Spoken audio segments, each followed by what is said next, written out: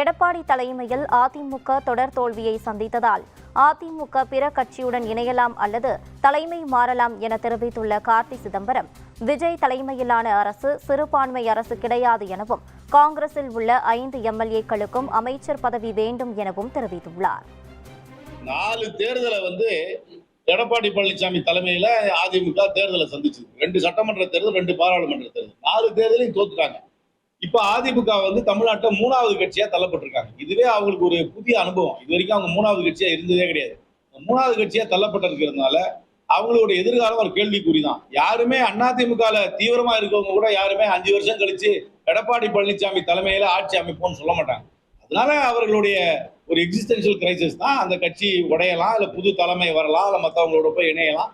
இந்த மாதிரி பல மாற்றங்கள் அந்த கட்சியில வரும் என்று தான் நான் எதிர்பார்க்கிறேன். சிறுபான்மை அரசாங்கம்லாம் கிடையாதுங்க. நேற்று அவங்களுக்கு ஓட் ஆஃப் கான்பிடன்ஸ்ல நல்ல மெஜாரிட்டியில ஜெயிச்சிட்டாங்க. சிறுபான்மை அரசாங்கம்லாம் கிடையாது.